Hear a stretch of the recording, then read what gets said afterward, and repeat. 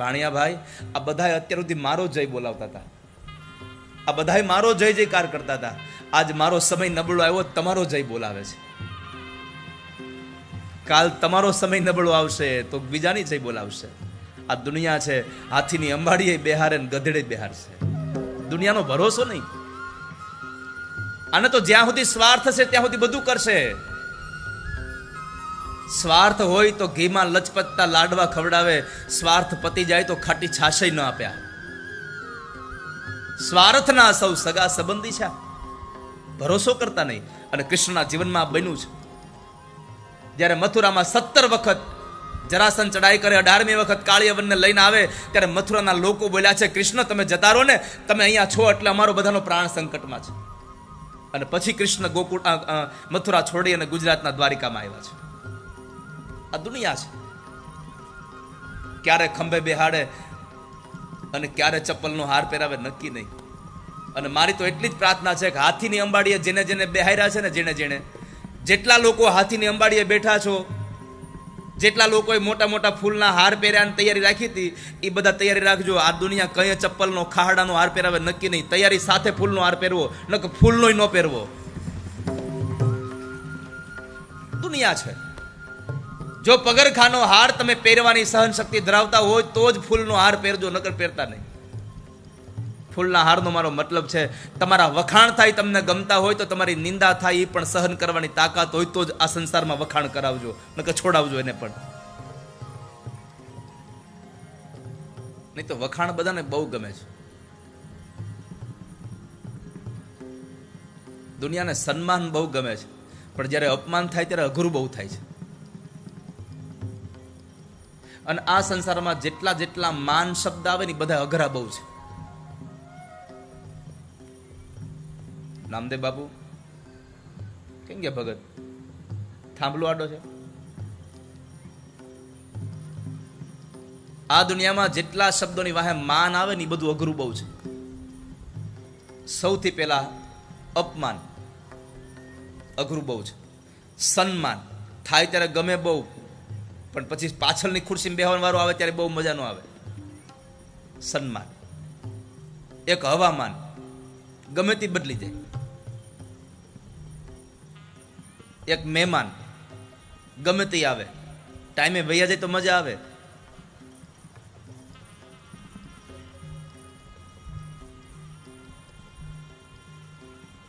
એક છે વિમાન. વિમાન નીચે લેન્ડિંગ થાય પછી મજા આવે, ત્યાં સુધી ભરોસો નહીં કાંઈ. અને વિમાનમાં કાંઈ થાય તો 3 વસ્તુ એક હારે આપણને મળે: મૃત્યુ, અગ્નિ સંસ્કાર અને અસ્થિ વિસર્જન. બધું એક હારે નહીં. પછી કઈ જડે નહીં એમાં. પછી કોકના પિતૃના કોકના લઈ આવીને આપણે પધરાવાના, આપણે માનવાનું કે આપણાના છે.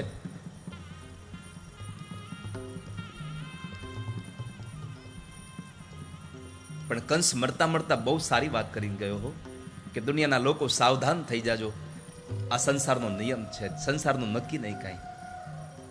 અંતે પરમાત્માએ એક મુષ્ટિકાનો પ્રહાર માર્યો અને કંસના પ્રાણ ઉડાડ્યા. કંસ મરાયો, ભગવાનનો જય જયકાર થયો. વૃંદાવન વિહારી લાલ કી, દાઉજી મહારાજ કી, કૃષ્ણ કનૈયા લાલ કી. ભગવાનનો જય જયકાર થયો. મથુરામાં કંસને મારવો એટલે અધ્યાત્મ જગતમાં આ શરીર એ મથુરા છે અને કંસ એ અભિમાન છે. આ શરીર રૂપી મથુરામાં અભિમાન રૂપી કંસ મરે તો જ પ્રેમ રૂપી કૃષ્ણ આમાં આવીને બિરાજે, નકર કૃષ્ણ ના આવે કોઈ દિવસ. કંસને માર્યો ભગવાને, માત પિતાને મુક્ત કર્યા, ઉગ્રસેન મહારાજને મુક્ત કરી રાજ ગાદી સોંપી દીધી. થોડા સમય પછી નંદ બાબાને સૌને વિદાય કર્યા, ગોવાળિયાઓને. અને ભગવાન સાંદીપની ઋષિના આશ્રમમાં પ્રભુ ભણવા માટે ગયા. 64 દિવસ ભગવાન ભણ્યા અને 64 વિદ્યાઓને પ્રાપ્ત કરી છે.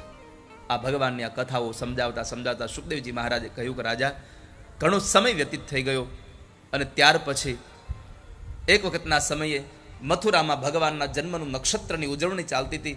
બધા જ લોકો આનંદ કરતા હતા અને ભગવાન પોતે રોતા હતા. ઉદ્ધવે પૂછ્યું, પ્રભુ તમે રોવો છો? ના, મને કોઈક રડાવે છે. પ્રભુ તમને કોણ રડાવે આ સંસારમાં? અને ત્યારે ભગવાન એટલું બોલ્યા હતા કે ઉદ્ધવ, આજ મને મારી માં યશોદાની યાદ બહુ આવે છે. જ્યારે જ્યારે માં યશોદાની યાદ આવી ત્યારે ત્યારે પ્રભુ રોયા બહુ છે. જ્યારે જ્યારે ગાયોની યાદ આવે, ગોપીઓની યાદ આવે, રાધાની યાદ આવે, નંદ બાબાની, પોતાના મિત્રોની યાદ આવે ત્યારે ત્યારે ઠાકોરજી બહુ રોયા છે. નંદલાલા ને માતા યશોદાજી સાંભરે, મમતાની મૂર્તિ મારી રહી ગઈ ગોકુળમાં. નંદલાલા ને માતા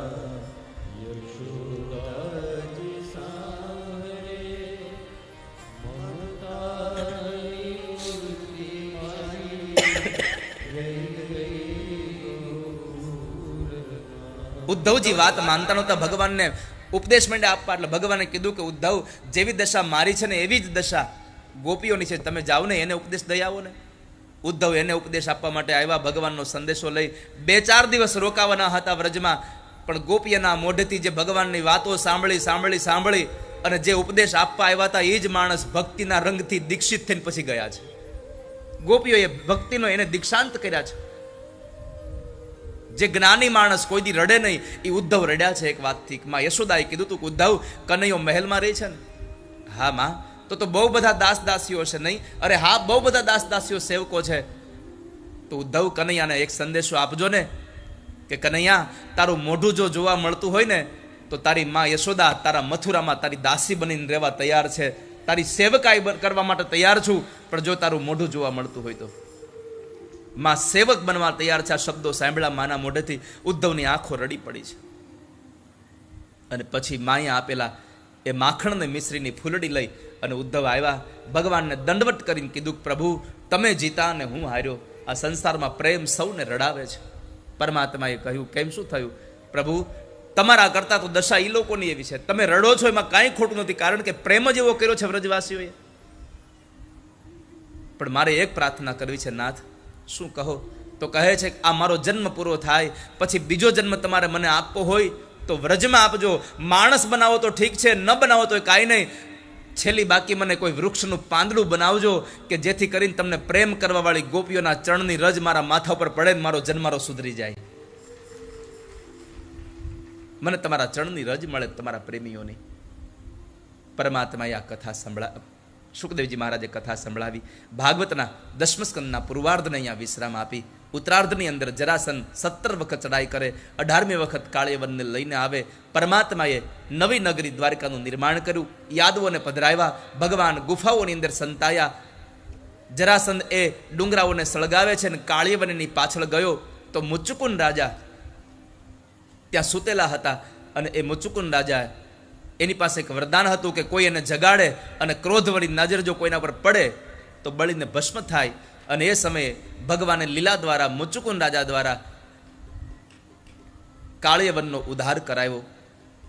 જ્યારે ભગવાન ચાલતા થયા તો એ જ સમયે મુચુકુંદ રાજાએ પ્રશ્ન કર્યો કે પ્રભુ તમારા દર્શન ક્યારે થશે મને? ભગવાને કીધું કે આ જન્મ પૂરો થાય પછી બીજા જન્મમાં તમને મારા દર્શન થશે. અને મહાપુરુષો એમ કહે છે કે મુચુકુંદ રાજાનો બીજો જન્મ જુનાગઢના નરસિંહ મહેતા તરીકે થયો. આજે મુચુકુંદ ગુફાથી અમારા પૂજ્ય બાપુ પધાર્યા છે. તો જુનાગઢમાં એક ગુફા છે. તો નરસિંહ મહેતાને ભગવાને એકવાર નહીં 52 વખત ઠાકોરજી કામ કરીને દર્શન આપ્યા છે. એ કથા પતિ. ત્યાર પછી ભગવાનના મોટા ભાઈ દાઉજી મહારાજનું લગ્ન રેવત રાજાની દીકરી એટલે કે ગિરનારની દીકરી સાથે લગ્ન થયા. રેવતી સાથે લગ્ન થયા. અને પછી ભગવાનનું પેલું લગ્ન ભીષ્મક કન્યા રૂકમિણી સાથે પરમાત્મા પરિણ્યા છે. ભગવાનનું પેલું લગ્ન રાક્ષસી વિધિ થયું. રૂકમિણીને લગ્ન કરવાતા રૂકમિણી પોતાના પતિ માનતા હતા ભગવાનને, અને એનો જ ભાઈ રૂકમી એના લગ્ન કરવા તૈયાર થયો શિશુપાલ સાથે.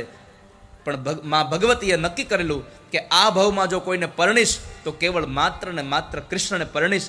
કૃષ્ણના સિવાય કોઈના હાથની, કોઈના નામની મહેંદી નહીં મૂકું, કોઈની ચુંદડી નહીં ઓઢું, કોઈના ઘરનું પાણી ગ્રહણ નહીં કરું. જો પતિ બનાવીશ તો માત્ર કૃષ્ણને, નકર હું આમનામ કુંવારી રહીશ, મરી જઈશ, પણ કોઈને હું મારો હાથ નહીં સોંપું.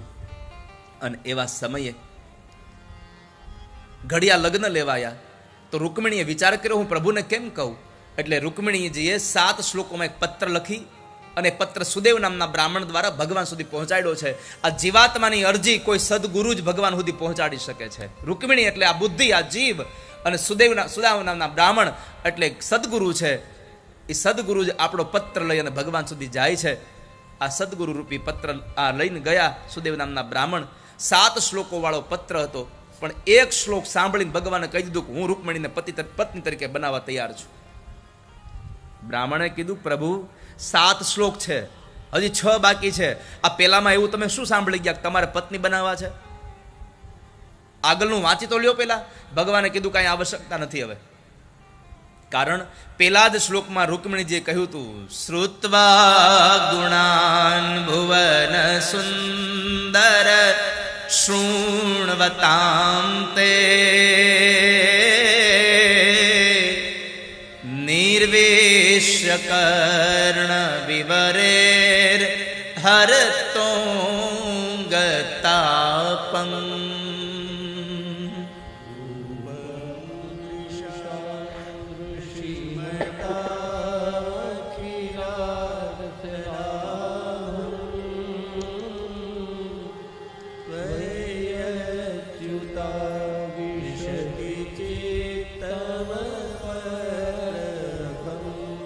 પહેલા શ્લોકમાં માં રૂકમિણીએ કીધું, પ્રભુ મારું મન તમારામાં લાગ્યું છે, અને તમારામાં મન લાગ્યું એનું એક જ કારણ છે, મેં તમારી કથા બહુ સાંભળી છે.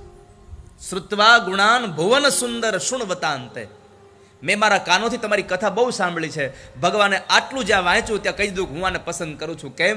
દુનિયામાં કોઈ દાન દે, કોઈ લક્ષ્મીનું દાન દે, કોઈ સંપત્તિ દાનમાં આપે, કોઈ ભૂમિનું દાન દે, કોઈ સોનાનું દાન દે, કોઈ અનાજનું દાન દે, કોઈ વસ્ત્ર દાન દે, આ બધું ભગવાનને ગમે છે. પણ સૌથી વધારે ભગવાનને ગમે છે જો કોઈ ઠાકોરજીની કથા સાંભળી, ઠાકોરજીને બહુ ગમે છે. પરમાત્મા ઉદ્ધવને કહે છે કે બધા દાનવીરોમાં સૌથી ઉત્તમ દાનવીર મને ગમે છે કે જે મારી કથાનું દાન કરે છે. આજે સભાળ પરિવાર પરમાત્માને એટલો ગમતો હશે કે જેણે ભગવાનની કથાનું આ સંસારને, સમાજને દાન આપ્યું છે. તમારા દ્વારા કથા લોકોને મળી છે. પરમાત્માને પ્રિય હશો તમે. તો આવા તો 7 શ્લોકો છે. બાકીના શ્લોકો આવતીકાલ હવારે ગાશું. ઠાકોરજીની જાન આવી ગઈ છે. પેલા ભગવાનને આજે પરણાવી દઈએ. પરમાત્માએ આ પત્ર વાંચી અને કુંડિનપુરમાંથી રૂકમિણીનું હરણ કરી અને લઈ ગયા, અને ભગવાનના લગ્ન રૂકમિણી સાથે થયા. એની કથા ભગવાન સુખદેવજી મહારાજ બતાવે. આગળની કથા કાલે સવારે, કાલે સવારે 9 વાગ્યાનો સમય છે. આવતીકાલે કથાનો સમય સવારે 9 વાગે છે. કાલની કથા 9 વાગે પ્રારંભ થશે અને બપોરના 12 વાગે કથા વિશ્રામ લેશે. એટલે આપ સૌને મારી પ્રાર્થના છે કે 9 વાગે હું આવીશ, તમારે 8:45 આવવાનું છે. કારણ કે મારે તમને કાલે એ બતાવવું છે કે રૂકમિણીએ 6 શ્લોકમાં આ સંસારના યુવાન દીકરા અને દીકરીઓના માત પિતા માટે એક સંદેશો આપ્યો છે કે દીકરીનું વ્યવિશાળ કરવાનો સમય આવે ત્યારે દીકરાવાળામાં કેટલી વસ્તુ જોવી જોઈએ અને કયા ક્રમમાં જોવી જોઈએ. 7 વસ્તુ જોઈને દીકરીને આપણે એના હાથમાં કન્યાદાન કરવું જોઈએ. અત્યારે એક જ વસ્તુ જોવાય છે, પૈસાવાળા હોય દઈ દો, બાકીનું બધું જોયું જશે. અત્યારે પૈસા જોઈને દીકરી દેવાય છે, અત્યારે ઘર જોઈને દીકરી દેવાય છે. મારી પ્રાર્થના છે, પૈસા અને ઘર જોઈને કરતા વર જોઈને દીકરી દેજો. ઘરમાં બહુ બધું હશે પણ વરમાં કાંઈ નહીં હોય તો બધું વયું જશે, અને ઘરમાં કાંઈ નહીં હોય પણ વરમાં બહુ બધી બુદ્ધિ હશે તો નવું ઘર ઊભું થશે. માટે વર જોઈને દીકરી દઈએ, ખાલી ઘર જોઈને દીકરી ન દેવાય. બંગલા જોઈ અને પરણાવી ન દેવાય. કારણ કે આ સંસારમાં ઘણી જગ્યાએ બંગલામાં બહુ મોટા મોટા બગલા રહે છે. મોડાસા ગયા, રાત્રે 1 વાગે સત્સંગ પૂરો થયો અને 4:15 વાગે અમે ઘરે પહોંચ્યા પાછા. અમારે એવું ન કહેવાય કે અમે મોડા સૂતા હતા એટલે થોડાક મોડા આવશું. અમારે અમારા ટાઈમે આવી જવું પડે. તમે આવો ન આવો અમારે કાંઈ લેવા દેવા ન હોય. અમારે ટાઈમે આવી જવાનું. અને તમારા જેવું નહીં, તમે મોડા આવો, ઘડીક થાય તો બહાર વયા જાઓ, વળી બગાસ આવે તો ચા પી આવો.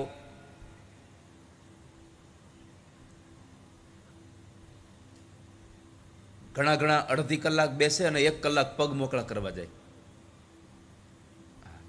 1 કલાકે પગ મોકળા કરીને આવે.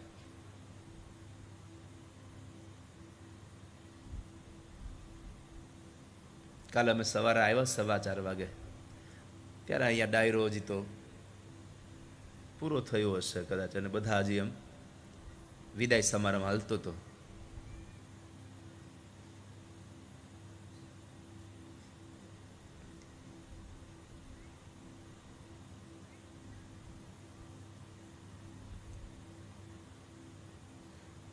તમારે તો બધાને એલા બપોરે આરામ થઈ જાય, મારે તો હજી આજ એનું છે પાછું.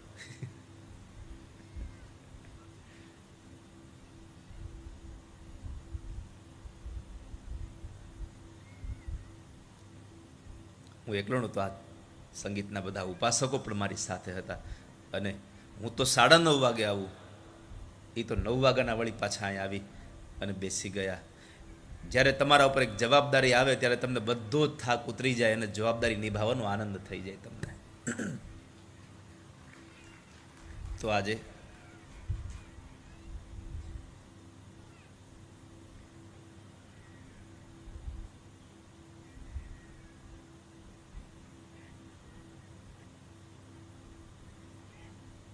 છઠ્ઠા દિવસનો આ મંગલ પ્રારંભ.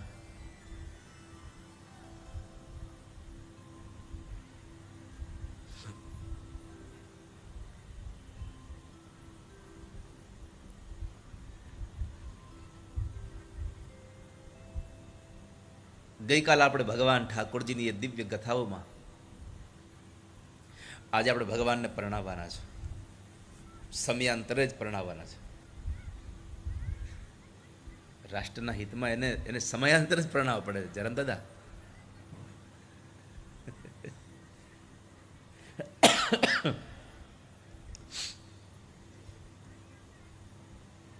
તો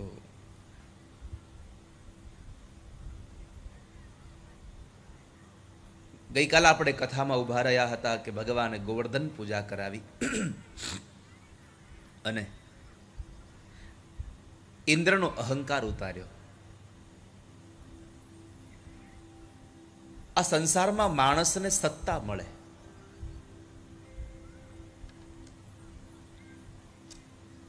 તો ઘણા લોકો એવા છે સત્તાનો સદુપયોગ ઓછો કરે, એનો દુરુપયોગ બહુ કરે. પરમાત્માએ ઇન્દ્રનો અહંકાર એટલા માટે ઉતાર્યો કે એને એમ હતું કે આ બધું હું ચલાવી રહ્યો છું. સાવર્તક નામના પ્રલયંકર મેઘને મોકલી, ચારે બાજુ એટલી જળ વૃષ્ટિ કરાવરાવી, ચારેય બાજુ એટલું મોટો જળ બંબાકાર થયો.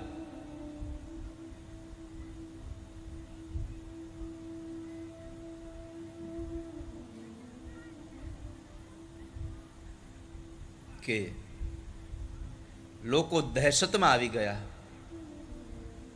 લોકો ભયમાં આવી ગયા કે હમણાં આપણે તણાઈ જશું.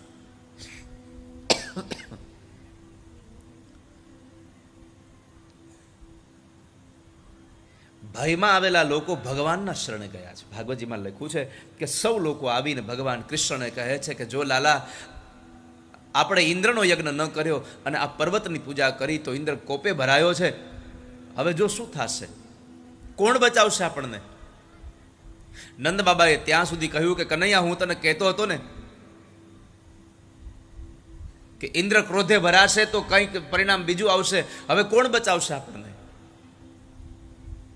ભગવાન કહે છે, બાબા આપ ચિંતા ન કરો,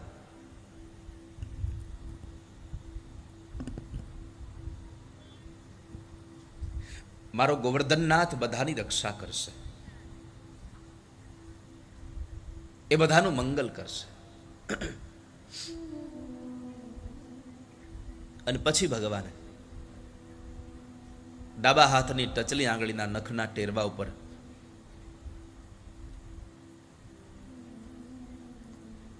ગિરિરાજ પર્વતને ધારણ કર્યા. ભગવાન ગિરિરાજ ધરણ બન્યા છે, ભગવાન ગોવર્ધન ધારી બન્યા છે.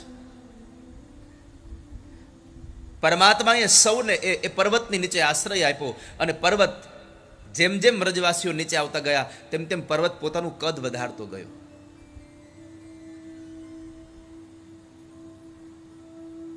શા માટે? પરમાત્માએ બધાનો જીવ બચાવ્યો, એની પાછળનું એક કારણ હતું. મારા પ્રાણ થકી મને વૈષ્ણવો વાલા, મારા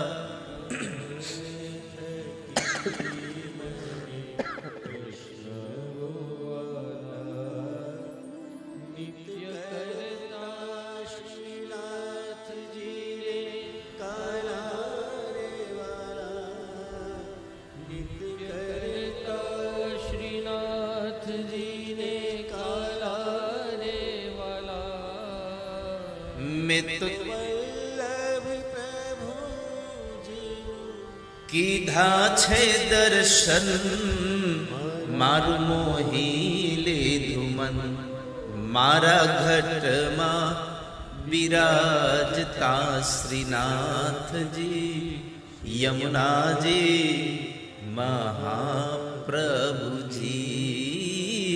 મારા ઘટમાં બિરાજતા શ્રીનાથજી યમુનાજી મહાપ્રભુજી. તો ભગવાન એના વૈષ્ણવોને એટલા માટે બચાવે છે કે ભગવાનને વૈષ્ણવ પ્રાણ થકી વાલા છે.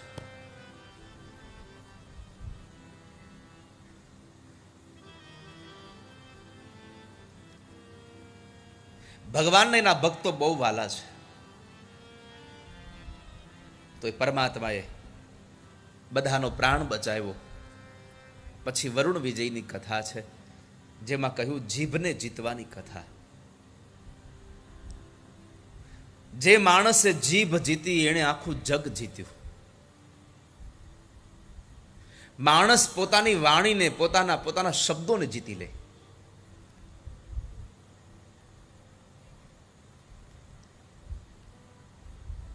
બને ત્યાં સુધી કોઈ દિવસ વિચાર્યા વગરનું બોલીએ નહીં.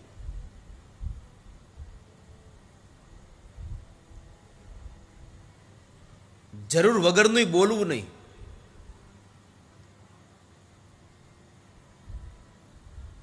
પણ આપણે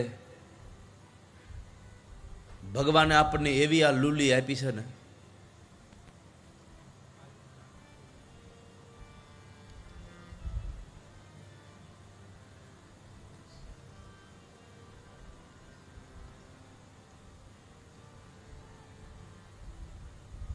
બંધ થાય જ નહીં.